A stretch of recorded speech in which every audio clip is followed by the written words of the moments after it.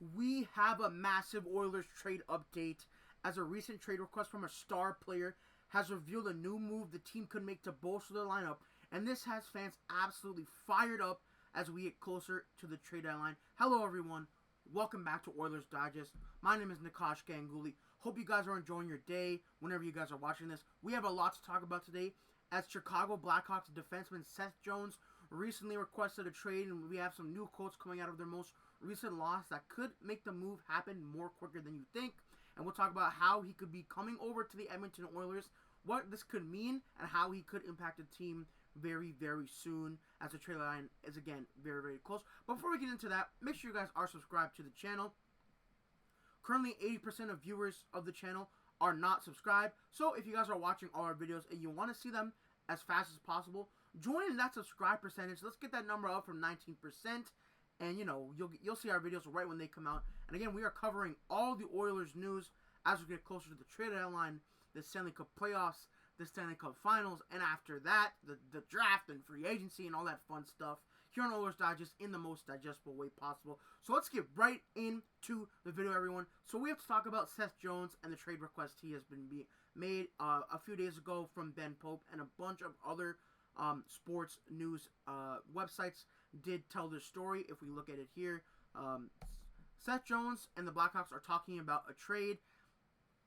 Kind of surprising given Seth Jones' contract and his commitment to the team signed there long term. But the Blackhawks, we know, they have been very bad. They haven't been a good team for a long time. We don't know where their rebuild is going. A few years ago, they literally traded everyone to get Connor McDavid, and it worked. They did get Bouchard, but they still haven't made any progress. So let's dive a little bit more into why Seth Jones is making the trade. And a quote he did talk about why he is making the trade. He said, "I've been here for the last 4 years, probably through the darkest times the Blackhawks have seen for a while." He told The Athletic, "I think things are moving up. They're moving forward. But I think my timeline might be different than Kyle Davidson, the GM, and the associate, and the Blackhawks." Obviously, Seth Jones is already 30 years old. He's far ahead of the young Blackhawks, which includes players like Connor Bedard, Frank Nazar, Kevin Korchinski, a lot of their good young players. So, you know, it would make sense that he would want out, but the contract is certainly something that would hinder his deal out of Chicago. But I do think the Edmonton Oilers could be a team that could be interested in him, solely because they do have to look at what they want to do with Evan Bouchard. He hasn't been playing as well as last season. A lot of reporters and fans don't love him as much as maybe they should. He's going to command a lot of money in free agency, and the Oilers are going to have a lot of money tied up in McDavid whenever that extension does happen, if it does. Leon Draisaitl, and Darnell Nurse is still making a lot of money on the cap. So let's really dive into Seth Jones' contract, and let's see how we can make it work for the Edmonton Oilers possibly. Jones also has said he's willing to waive his no-move clause for a team that is winning. So Seth Jones is obviously making $9.5 million, which does sound like a lot on the cap till 2030. It could be seen as good that he signed long term. Once you get him, you know you have him. That's the cap hit he is going to be at. And of course, there's some signing bonus in there, which could be good for cash reasons. And I do think if you do acquire him, we know that cap is going up. The cap is supposed to shoot up in the next 3 years. By 2028, I think it's supposed to be over $100 million. So $9.5 million, that's not as much as it is today. And next year it's going to go up, and further it's going to go up. Do I think Seth Jones comes over in the trade deadline for the Oilers if this does happen? Maybe not, but this could be a good offseason move, a money in move. If you get rid of, if you see Evan Bouchard not being worth his contract, Seth Jones could come in, play with Matthias Ekholm. I think that would be very strong. I don't know if they did have any crossover in Nashville. Maybe there is some similarities there, but that could be something to look at, which could be interesting. And Seth Jones could come in and play that power play as well. So $9.5 million for about 3 more years after this one. A lot of people think it's an anchor, and I think Chicago would be willing to retain. Like, what if you get Seth Jones at $7.5 million?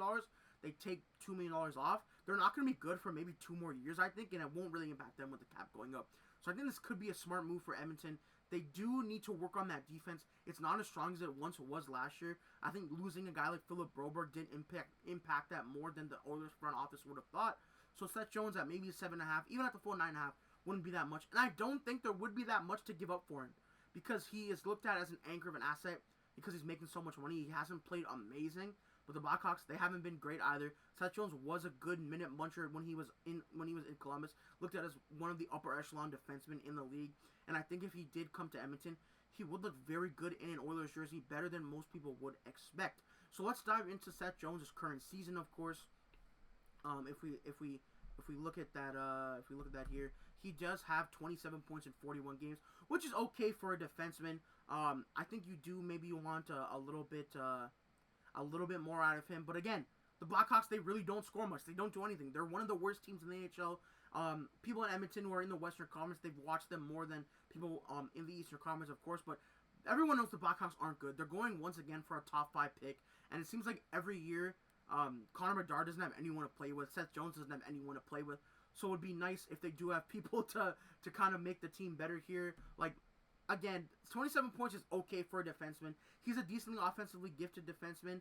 And if we look at his overall stats with the Blackhawks, they're okay. 114 points in 258 games played.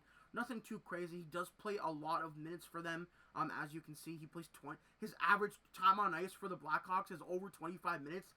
They don't have much else going on over there. For the Blackhawks. Not too much really happening, unfortunately, for them. And I think Seth Jones could use a change of scenery. I think Edmonton is honestly a perfect place for him to go. If they want to make the move of trading away Evan Bouchard, getting a crap ton of assets for Evan Bouchard, and then bringing in Seth Jones as the replacement, honestly, might be better than fans think. I know it's drawing to say, like, oh, get rid of Evan Bouchard. A lot of Oilers fans do not like his defensive liability and his glaring giveaways that happen in games every now and then. Personally, I think he's a good player, but I don't think this move would be that bad because Mattias Ekholm is a huge factor in this. The Oilers need more defensemen, and he would probably come in at less money than Bouchard. Bouchard's going to demand a lot of money. We know he's an insane point producer, so this could be seen as a move. Maybe get him at $7.5 million. I'm not sure. And then also important to note, of course, we do have to look at Seth Jones' playoff stats. The Oilers are going to be a playoff team.